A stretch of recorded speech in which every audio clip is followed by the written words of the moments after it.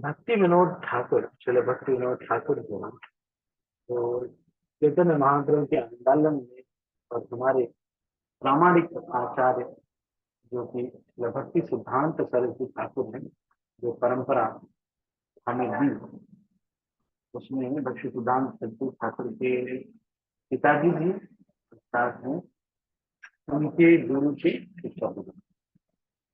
तो गौर किशोर दास बाबा जी महाराज, तो प्रभुपाद के गुरु के सिद्धांत सरस्वती ठाकुर, उनके गुरु गौर किशोर दास बाबा जी महाराज और भक्ति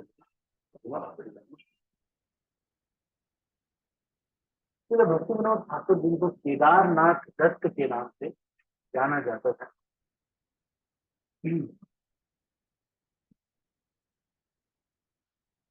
ये बचपन में बहुत अमीर घर से जन्म लिया।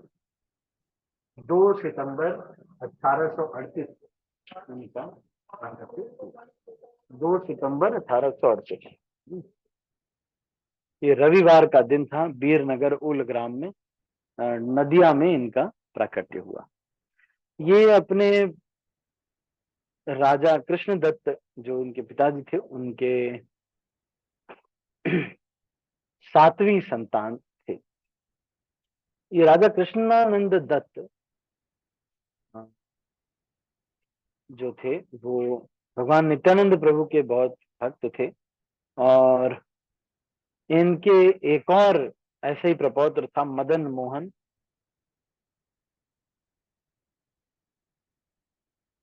एक और तीसरा एक और पुत्र जो कि इनके गॉडफादर आनंद चंद्र का बेटा था, वो भी इनके पास रहते थे।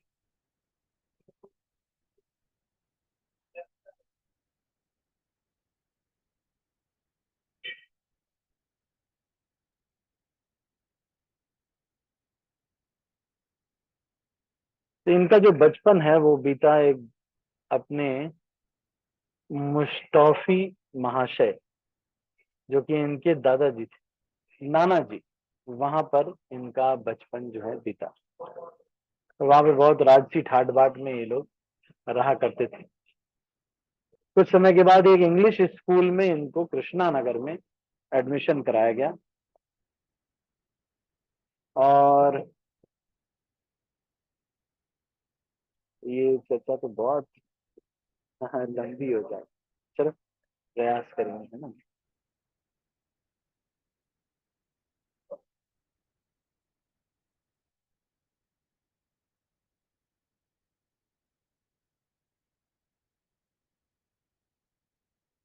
तो इनके जो बड़े भाई हैं, उनको कॉलरा से उनकी मृत्यु हो गई।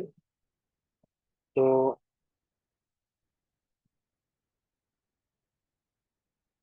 ये उस समय इन्होंने स्कूल छोड़ दिया था। जब ये 11 साल के थे तो इनके पिताजी की मृत्यु हो गई,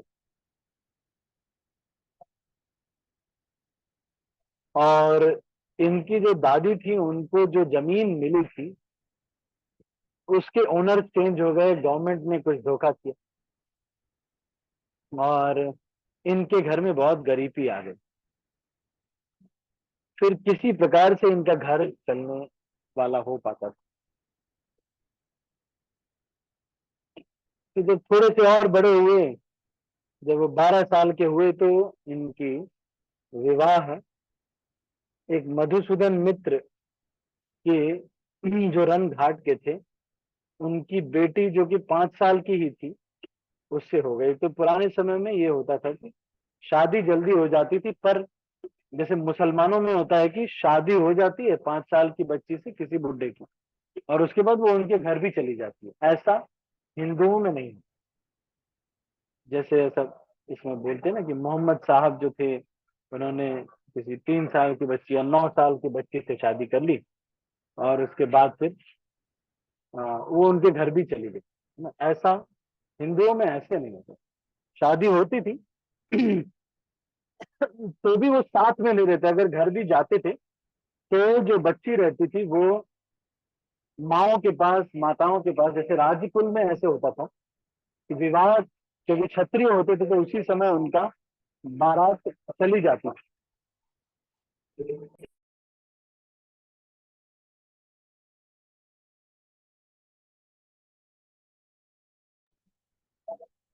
उसी समय उनका विदाई हो जाता था क्षत्रियों में।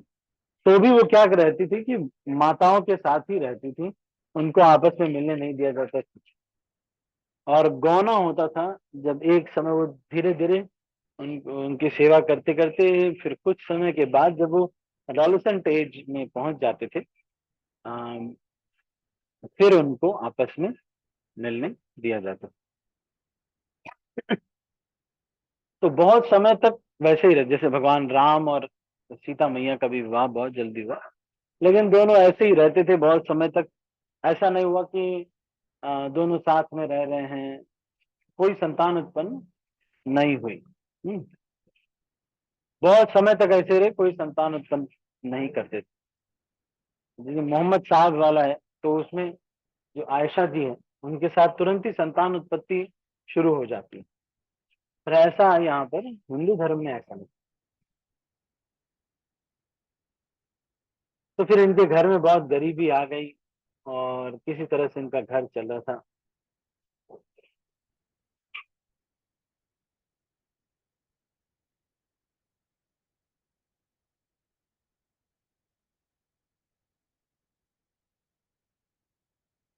तो क्या कोलकाता में ही इनका, इनके जो नाना जी हैं उनके अंडर में इनकी पढ़ाई लिखाई हुई।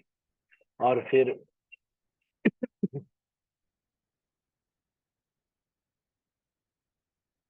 तो केदारनाथ दत्त जो कि भक्तिविनोद ठाकुर है, ये भी उसी समय अ, जो है लेखक लेखन वगैरह करना शुरू कर दिया था यहाँ। जब ये अपने परिवार की को संभाल रहे थे कलकत्ता में। तो वहाँ के एक बहुत ही काशी प्रसाद नाम के एक बहुत ही प्रसिद्ध व्यक्ति थे, जिनको कि केदारनाथ दत्त ने उन पढ़ाई करके और उसमें आलोचना की थी कि आपने ये चीज ठीक लिखा है, ये चीज सही नहीं लिखा है।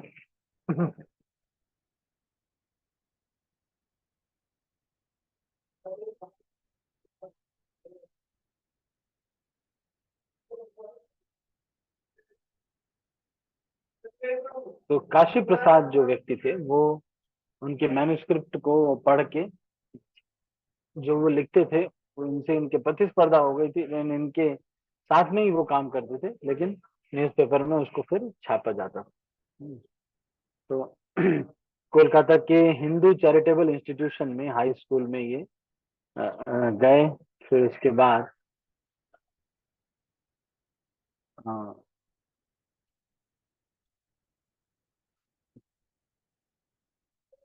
कुछ समय के बाद ऐसा हुआ कि जब वो उल ग्राम में फिर से आए, तो एक मुसलमानी तांत्रिक ने ये बताया कि सारा अभी अकाल पड़ने वाला है।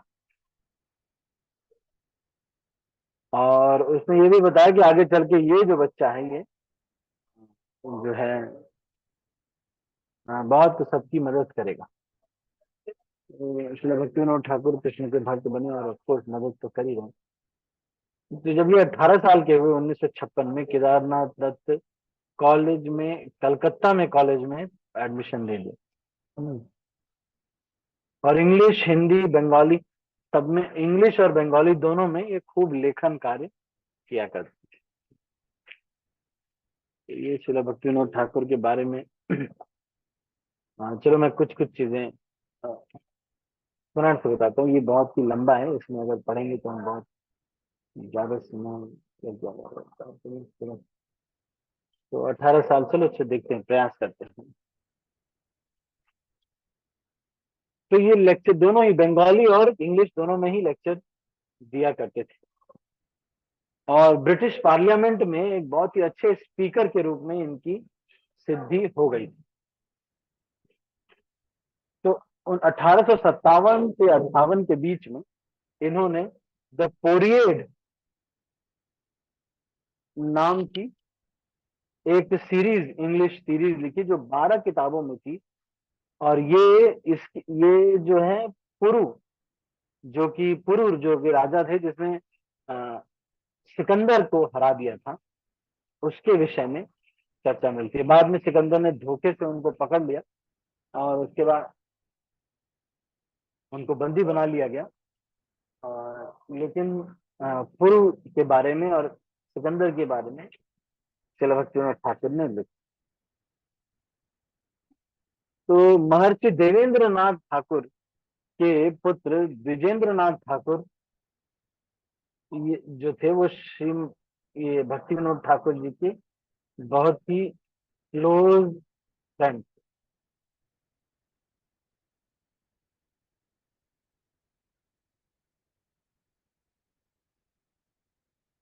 तो केदारनाथ दत्त उनकी पढ़ाई में उनकी मदद किया करते थे, और उनको बड़ो ज्यादा कहते थे।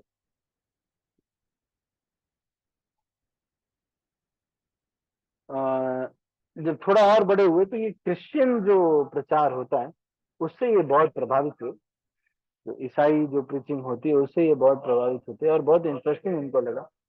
लेकिन ये अद्वैतवाद से ये ज्यादा बेटर इनको लगा कि अद्वैतवाद जो है उससे तो ठीक ही है ये।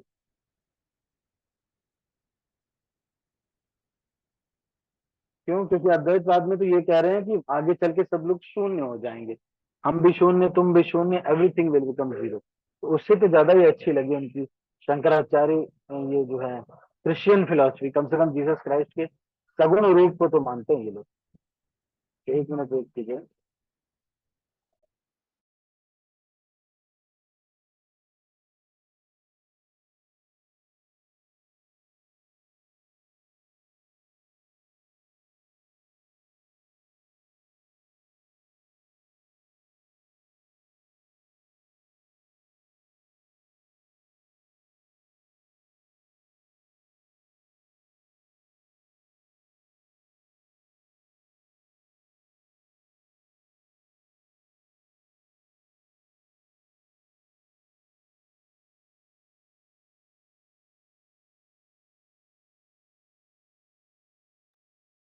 तो उससे तो इनको अच्छा लगा, अद्वैतवाद जो है उससे तो इनको ये जो सिद्धांत है ये अच्छा ही लगा, क्रिश्चियन फिलोसफी, क्योंकि कम से कम उसमें जीसस क्राइस्ट के सगुण रूप को तो वो लोग थोड़ा मानते हैं।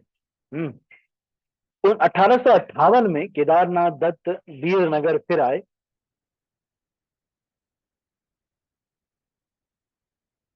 और उन्होंने देखा कि वीरनगर तो पूरा उसमें अकाल पड़ा हुआ है। तो फिर उन्होंने उनको अपने जो नाना जी थे, नानी जी थी, और अपनी माँ थी, उनको दादी और माँ को वो कलकत्ता लेके चले गए। और दादाजी उनके उस समय तक राजवल्लभ दत्त जो थे, तो कलकत्ता में बहुत बड़े व्यक्ति थे, और वो उड़ीसा में एक जगह पर तपस्वी के जैसे रह रहे थे। तो वो चाहते थे कि भगवान के धाम में मेरी मृत्यु हो, जगन्नाथपुरी में। लेकिन उनको फ्यूचर वो प्रेडिक्ट कर लेते थे। तो कुछ समय तक वो उनके साथ रहना चाहते थे, केदारनाथ दत्त के साथ। उस समय वो 21 साल के थे।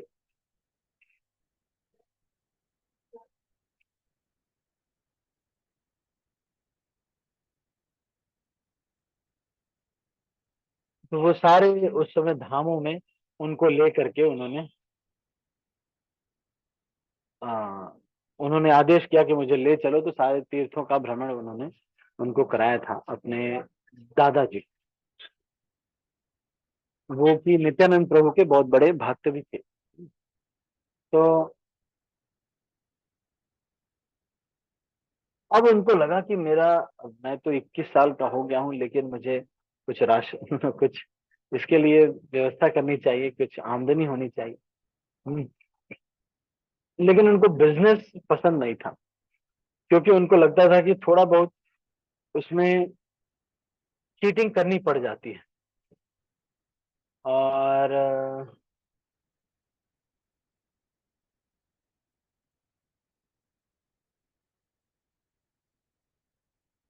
तो उन्होंने निर्णय लिया कि ठीक है, मैं स्कूल टीचर बन जाता हूँ।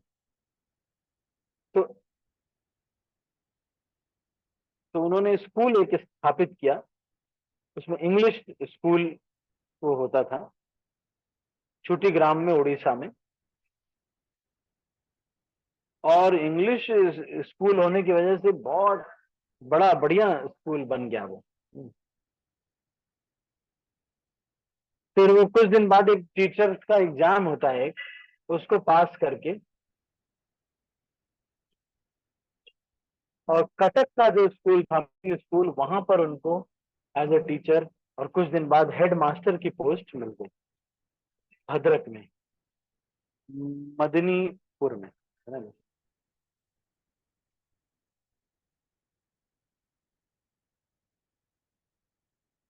और वो जिस तरह से काम कर रहे थे, स्कूल के जो बोर्ड के लोग थे वो बहुत प्रसन्न हुए उनसे।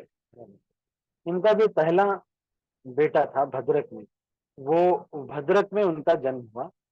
आनंद आनंद प्रसाद या अच्युतानंद उनका नाम था। वो पहला इनका 1860 में प्रकट हुआ। और इंग्लिश में उन्होंने एक बुक उस समय लिखी थी, जो कि उड़ीसा के सारे मठों के बारे में, मंदिरों के बारे में जानकारी देती थी।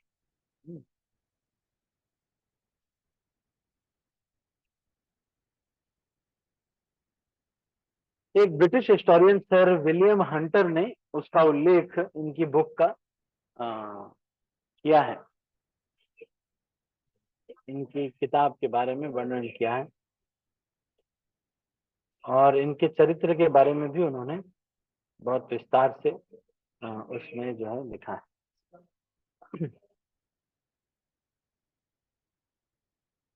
तो मेदिनीपुरा के हाई स्कूल के हेडमास्टर थे केदारनाथ दत्त। तो वो अलग अलग फिलोसफीज और अलग अलग चीजों को पढ़ते रहते थे। उनको ये बुरा लगता था कि लोग सब आध्यात्मिकता को बहुत सस्ते में लेते हैं। हम्म। और उनको लेकिन श्री चैतन्य महाप्रभु के सिद्धांत को पढ़ना, बहुत सारे अपसंप्रदाय भी आ गए थे, उनको वो भी पसंद नहीं था।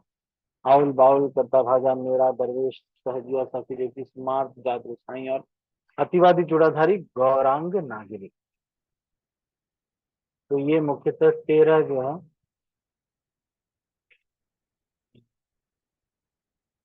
तो ये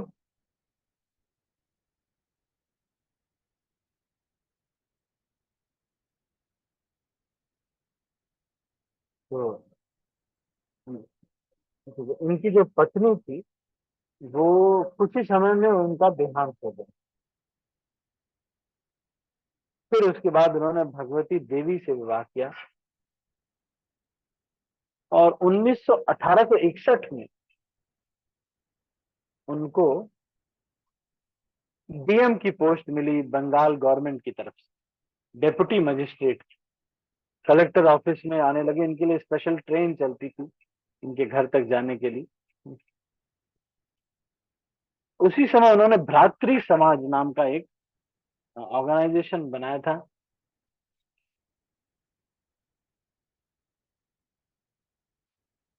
हम्म, ये काफी लंबा है, हमको चर्चा इसकी बहुत लंबी हो जाए। तो मुख्यतः श्रील भक्तिविनोद ठाकुर का जो ड्यूल होता था, वो हम थोड़ा सा चर्चा करते हैं। सुबह ये शाम को 8 बजे ही सो जाते थे, 10 बजे उठ जाते थे रात में। 10 बजे से 2 बजे तक, अरे 4 बजे तक राइटिंग किया करते, किताबें लिखते थे। 4 बजे से लेकर के 7 बजे तक माला किया करते थे। 7 बजे से मेल वगैरह रिप्लाई करते थे, ब्रेकफास्ट देते थे, एक चपाती, दूध और एक फल, और उसके बाद ये निकल जाते थे और अपने जॉब पे जाते थे। 1 बजे आते थे, थोड़ी सब्जी चपाती खाते थे, थोड़ा रेस्ट लेते थे, विश्राम लेते थे, और उसके बाद फिर केसेस के लिए चले जाते थे। 6, 6:30 बजे आते थे। फिर उसके बाद अपने नामहट के प्रचार को देखते थे, और फिर इस तरह से वो, ठीक है। तो इस तरह से बहुत समय वो लेखन कार्य में बिताते थे। जो भी आज हम भजन देख रहे हैं, वो सब है उन्हीं का जो देन है।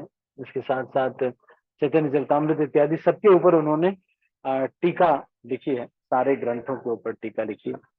तो और सबसे महत्वपूर्ण है कि श्रील भक्ति विनोद ठाकुर चाहते थे कि कोई एक व्यक्ति आए जो कि मेरा प्रचार करे। तो जो शिला भक्ति सिद्धांत ठाकुर हैं, जब ये सरस्वती ठाकुर जब प्रकट हुए, तो ये भगवान से ये प्रार्थना कर रहे थे, विमला देवी से ये प्रार्थना कर रहे थे, उन्हीं के आशीर्वाद से इनको ये विमल प्रसाद नाम का पुत्र प्राप्त हुआ।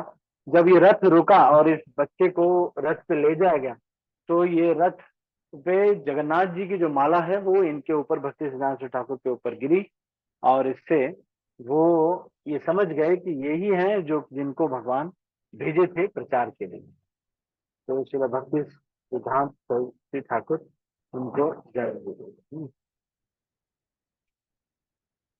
इनके दूसरे पुत्र थे राधिका प्रसाद, उनका जन्म उसी के कुछ समय के बाद उनका भी जन्म हुआ। तो चंपारण नाम का एक जगह था जहां पर लोग एक पेड़ पे एक भूत की पूजा किया करते थे।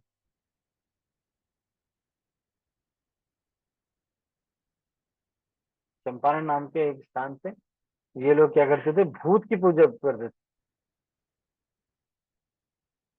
तो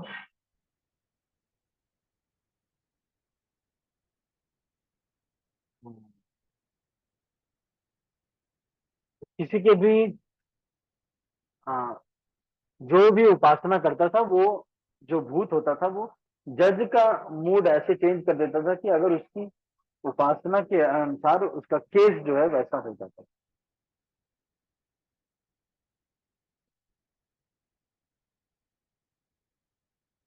तो केदारनाथ दत्त ने अपने एक पंडित रामा बाई थे, भाई थे, उनको कहा कि आप इस पेड़ के नीचे श्रीमद् भागवतम का अध्ययन करो।